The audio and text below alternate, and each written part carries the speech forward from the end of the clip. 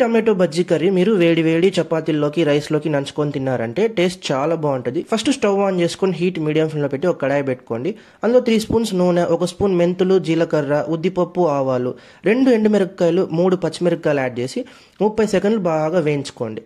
ఆ తర్వాత 2 ఎర్రగడ్డలు సన్నతరుగా యాడ్ చేసి ఇంకొక 3-4 మినిట్స్ బాగా వేయించుకోండి. ఇప్పుడు ఒక రెమ్మ కరివేపాకు, 1 స్పూన్ రాళ్ళుప్పు యాడ్ చేసి ఒకసారి బాగా కలిపేయండి. ఆ తర్వాత చిటికెడు పసుపు, 1 స్పూన్ కారం, కొద్దిగా ఇంగు యాడ్ చేసి ఇంకొక 2-3 మినిట్స్ బాగా కుక్ చేసుకోండి. ఇప్పుడు ఒక 2 పెద్ద టమోటాలు సన్నని తరుగు ఇందులోకి యాడ్ చేసి 5 మినిట్స్ బాగా మగ్గనివ్వండి. ఆ తర్వాత ఒక గరిటె తీసుకొని ఈ టమోటాని బాగా బజ్జీ చేసుకోండి గుజ్జులాగా. ఆ తర్వాత ఒక గ్లాస్ నీళ్ళు ఇందులోకి యాడ్ చేసి ఒకసారి బాగా కలిపేయండి. ఇప్పుడు ఫైనల్గా కొద్దిగా కొత్తిమీర తరుగు ఇందులోకి యాడ్ చేసి ఒకసారి బాగా కలిపేసి ఉప్పు సరిపోయిందా లేదా చెక్ చేసుకొని మీ రుచికి తగినట్లు అడ్జస్ట్ చేసుకోండి.